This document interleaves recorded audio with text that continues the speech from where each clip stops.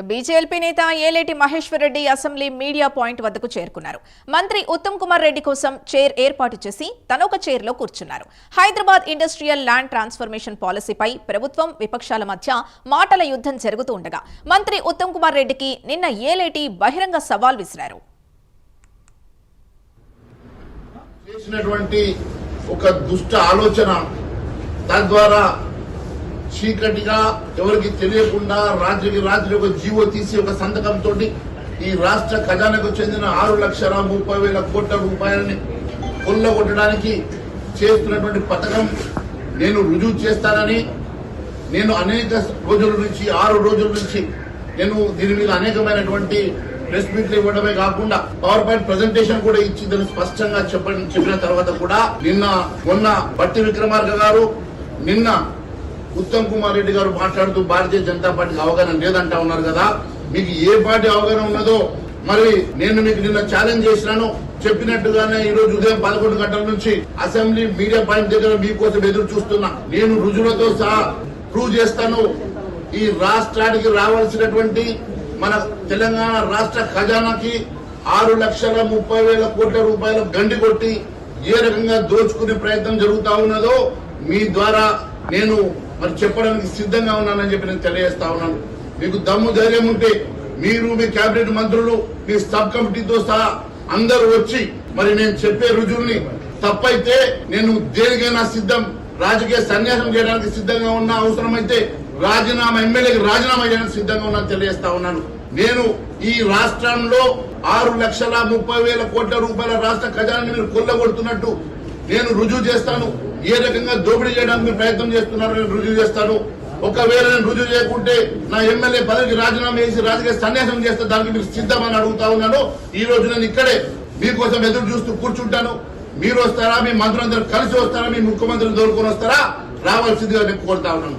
చేసినటువంటి ఒక దుష్ట ఆలోచన తద్వారా చీకటిగా ఎవరికి తెలియకుండా రాత్రి ఒక జీవో తీసి ఒక సంతకంతో ఈ రాష్ట్ర ఖజానాకు చెందిన 6,30,000 కోట్ల రూపాయలని కొల్లగొట్టడానికి చేస్తున్నటువంటి పథకం నేను రుజువు చేస్తానని నేను అనేక రోజుల నుంచి 6 రోజుల నుంచి నేను దీని మీద అనేకమైనటువంటి ప్రెస్ మీట్లు ఇవ్వడమే కాకుండా పవర్ పాయింట్ బీజేపీ నేత ఏలేటి మహేశ్వర్ రెడ్డి వేసిన సవాల్కు సంబంధించి పూర్తి డీటెయిల్స్ మా కరెస్పాండెంట్ నాగేంద్ర అందిస్తారు. నాగేంద్ర. Thank you Sindhu. ముఖ్యంగా తెలంగాణ కేబినెట్ తీసుకున్నటువంటి గిల్ట్ పాలిటిక్స్ సంబంధించినటువంటి అంశంలో ప్రధానంగా బీజేపీకి సంబంధించినటువంటి బీజేఎల్పీ నేత మహేశ్వర్ రెడ్డి ముందు నుంచి కూడా పెద్ద ఎత్తున మండిపడుతున్నారు. గిల్ట్ పాలసీ పేరుతో హైదరాబాద్ నగరంలో ఉన్నటువంటి అంటే 22 పారిశ్రామిక వాడాలకు సంబంధించినటువంటి 9,000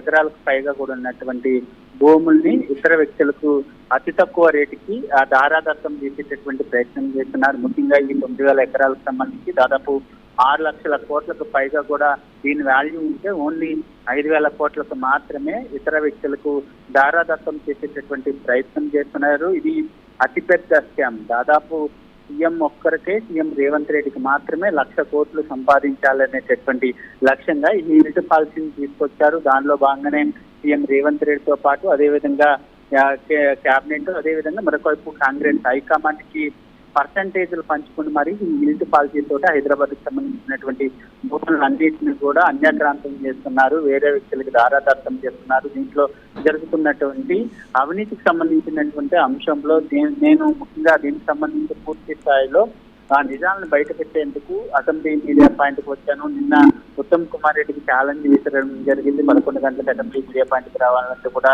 చెప్పడం జరిగింది. దానిలో భాగంగానే అసెంబ్లీ మీడియా పాయింట్ వద్దకు వచ్చి ఆయన ప్రస్తుతం అసెంబ్లీ మీడియా పాయింట్ వద్ద ఆయన ప్రత్యేకంగా ఒక చైర్లో మరొక చైర్ని కూడా ఉత్తమ్ కుమార్ రెడ్డి కోసం ఏర్పాటు చేయడం జరిగింది. ముఖ్యంగా పూర్తి స్థాయి ఆధారాలను పేపర్లను తీసుకొని రావడం జరిగింది.